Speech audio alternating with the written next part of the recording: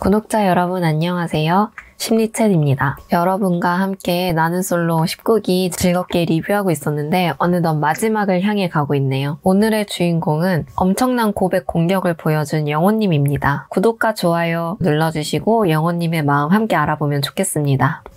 이번 회차에서 영호님은 현숙님을 정말 곤란하게 만드는 모습들이 나왔습니다. 사실 영호님이 나쁜 사람은 아니라는 걸 많은 분들이 느끼고 있을 겁니다. 하지만 좋은 사람이라고 해서 사람이 꼭 편안하고 호감이 가는 건 아니라는 거를 영호님이 보여주고 계신데요.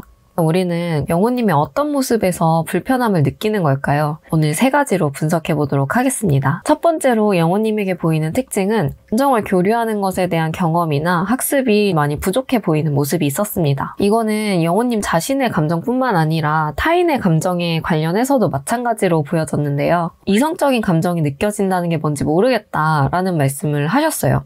광수님이 동료와 이성적 끌림에 대해서 이야기를 하면서 이해를 시켜보려고 하셨는데 영호님은 사실 그 부분에 대해서도 전혀 이해를 못하는 모습이 있었습니다. 어떻게 이성적인 끌림이 뭔지 모르는 걸까 사실 쉽게 이해가 가지는 않았는데요. 한 가지 가설을 세워보자면 영호님에게 있어서 어떤 여성과 이성적인 호감을 서로 느끼는 그런 경험을 해본 적이 정말 없는 건 아닐까라는 생각이 들었어요. 그러다 보니까 연애를 하다 보면 저 사람은 나한테 친절한 사람이고 나도 저 사람에게 친절하게 대하지만 이거는 연애 관계가 아닌 광수님 말대로 동료의 관계다라는 걸 알 수가 있죠. 그리고 때로는 둘만이 통하는 어떤 남녀만의 시그널이라는 게 설레임으로 다가올 때가 있잖아요. 근데 영호님에게 있어서는 이런 이성과의 관계에 있어서 어떤 경계에 대한 무지함이 느껴졌어요. 이런 게 정말 이성적인 관계를 경험해 본 적이 없다는 것과 동시에 자신의 이성적인 감정 그리고 자신이 다른 여자들에게 느끼는 설렘이나 좋아하는 마음 그리고 상대방이 나에게 갖는 마음에 대해서 그런 감정의 차이들을 고민을 해보거나 경험을 통해서 학습적으로 받아들여 본 적이 없다라는 생각이 들었습니다. 그러다 보니 이성적으로 느껴지는 게 뭔지도 모르고 그 현숙님의 거절에 대해서도 현실적인 것들이 걸려서 거절을 하는 것인지 아니면은 자신을 이성적으로 거절하는 것인지 헷갈린다는 말씀을 인터뷰에서 하시는 것 같았습니다. 영호님이 정말 연애관계를 원한다면 감정에 대해서 조금은 시간을 가지고 진지하게 고민해보고 상대방이 나에게 느끼는 감정이나 내가 상대방에게 느끼는 감정을 정리를 해보셨으면 좋겠다는 생각이 들었습니다. 이 감정에 대한 공부가 되지 않으면요. 영호님 스스로의 매력도 발견하기가 어려워요. 영호님이 지금 여자 출연자분들한테 어필하는 게 계속해서 나는 당신이 좋아요 라는 말만 반복하고 계시거든요. 근데 그게 아니라 내가 얼마나 매력적인 사람인지 나랑 함께 있으면 어떤 것이 좋은지에 대해서 어필이 돼야 되는데 그러려면 자기 자신을 알아야 돼요. 자기 자신을 알고 타인을 알기 위해서는 감정에 대한 교류와 감정에 대한 공부를 꼭 하셔야 합니다. 이 공부가 내가 현실에서 부딪히는 관계들에 대해서 한 번쯤은 피드백을 해보고 반추하는 경험을 해보셔야 해요. 그래서 그런 감정 공부를 통해서 나한테 친절하게 대한다고 해서 그게 이성적 호감이 아니라는 것 그리고 내가 무조건 친절하게만 한다고 해서 상대방이 나를 이성적인 호감을 가지고 봐주는 것이 아니라는 거를 이제는 깨달아야 할 것 같습니다. 그렇게 감정에 대해서 점점 알게 되고 자기 자신에 대해서 알게 되면 영호님도 자기 자신의 매력을 발견하실 수 있을 거예요. 두 번째로 우리가 영호님에게 뭔가 소통이 되지 않는다고 느껴지는 점은 바로 영호님이 참 순해 보이지만 고집이 상당히 강한 모습을 보였기 때문이라는 생각이 들어요. 가장 먼저 남자 출연자들이 모두 입을 모아서 목걸이를 주지 말라고 말리는 모습이 있었어요. 그 모습을 보면서 모쏠 중에서도 모쏠 같은 느낌을 받았던 장면이었는데요. 거기 모인 모든 모쏠 남자 출연자들이 영호님을 말리는데 영호님은 계속해서 너무 순진무구한 얼굴로 왜요? 뭐 반지가 아닌데? 이거는 그냥 주는 건데? 라고 말을 하는 장면들이 있었습니다. 자기가 이미 생각하는 어떤 상징적인 의미가 있으면 남들이 자기를 위해서 아무리 조언을 하더라도 그게 나에게 좋을 거라는 생각을 하지 않으시는 것 같았어요. 영호님이 평소에도 주변에서 영호님을 위해 해주는 말들을 이런 식으로 넘기는 건 아닐까라는 생각이 들었습니다. 그리고 이런 남자 출연자들과의 대화에서 뿐만 아니라 정말 중요한 건 사실 여자 출연자들과의 대화에서 나타난 고집이었는데요. 영호님이 현숙님이라던가 다른 분들한테 자신의 호감을 표현할 때 저는 이러이러한데 뭐 앞으로 관계를 이어나가도 괜찮으시겠어요? 제가 데이트 신청을 해도 괜찮으시겠어요? 라면서 자꾸 허락을 구해요.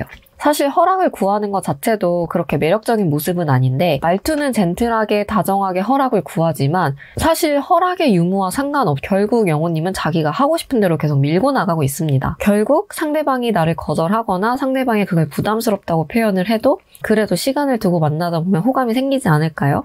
아니면 끝나고도 연락하고 지내자 혹은 놀이동산을 가자는 등 이미 답은 정해져 있는 답정너의 내용으로 대화를 이끌어 나가는 모습이 있었습니다. 순진한 표정과 말투를 사용하고 있었지만 내용 자체는 자기 생각대로 계속해서 밀고 나가고 자기의 주장만 하는 모습이 있었습니다. 그러다 보니 이게 대화가 되지 않고 계속해서 상대방에게 부담만 주는 대화가 반복되는 모습을 보였습니다. 그리고 영호님이 모쏠을 탈출하기 위해서 꼭 고쳤으면 하는 한 가지 오류가 보여졌는데요. 그건 바로 영호님 생각에 내가 순정적인 모습으로 고백 공격을 하면 나는 결국 좋은 남자라는 자기만의 생각을 가지고 계신 것 같았어요. 내가 한결같은 모습으로 계속 고백하고 내 진심을 표현하면 언젠가는 상대방이 나에게 이성적인 호감을 가지지 않을까라는 기대를 가지고 계시더라고요.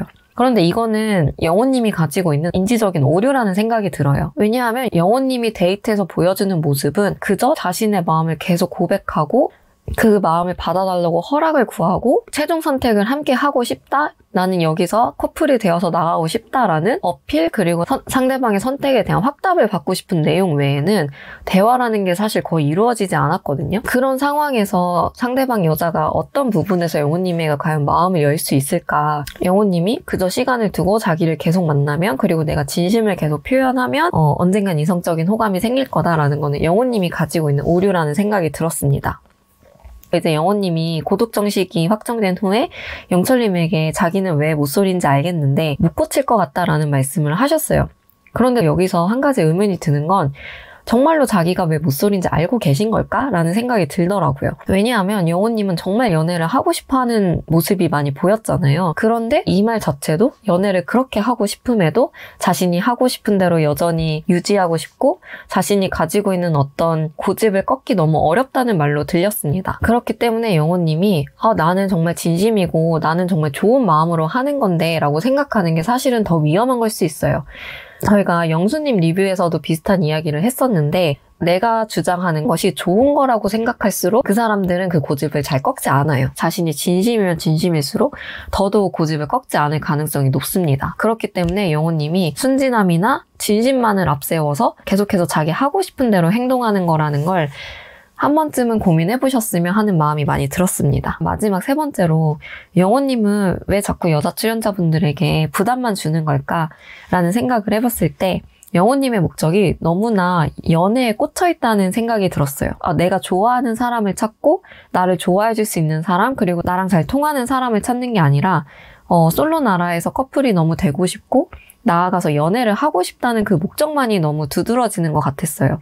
그러면서 자신이 계속 어떤 마음을 표현했을 때 조금이라도 응답해줄 가능성이 있는 사람이 있으면 계속해서 몰아붙이는 모습을 보였잖아요. 이런 것들이 영호님이 뭔가 내가 이성이랑 하고 싶은 것들을 다 투영해서 그냥 상대방을 알아가고 상대방이랑 잘 맞는가를 확인해보고 관계를 쌓아가는 게 아니라 놀이동산에도 가고 자기가 맞는 목걸이도 주고 자기가 그려놓은 연애라는 어떤 이상을 실현할 수 있는 여자만 있으면 된다라는 식으로 그저 자기의 로망 실현에만 너무 집중하는 모습을 보였습니다. 그러면서 영호님은 계속 자기는 진심이고 현숙님이 너무 좋다고 말씀을 하셨어요. 하지만 현숙님도 혹시 내가 다른 사람들보다 좀 잘 받아줘서 그런 거 아니냐는 말씀을 몇 번씩 되물어보신 이유를 생각해보면 사실 영호님이 아니라고는 하시지만 기가 막히게 경쟁률이 적은 여자 출연자들을 찾아내서 대시하는 모습을 보이거든요. 처음에는 물론 영숙님에게 마음을 표현했지만 반응이 없고 단호하게 거절당하니까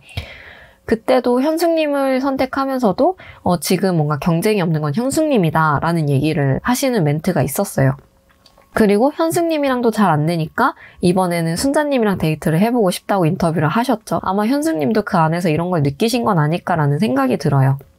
그래서 영호님에게 드리고 싶은 말씀은 선택에 대한 집착이나 자기가 그려놓은 어떤 연애의 로드맵이 아니라 관계를 쌓아가는 과정을 좀 가져봤으면 하는 마음이 들었습니다.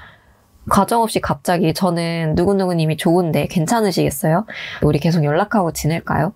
이런 말들은 상대방으로 하여금 방어가 올라올 수밖에 없고 밀어낼 수밖에 없는 질문들이에요. 근데 영호님이 이거를 눈치채지 못하는 이유가 영호님은 너무 오픈마인드인 것 같거든요.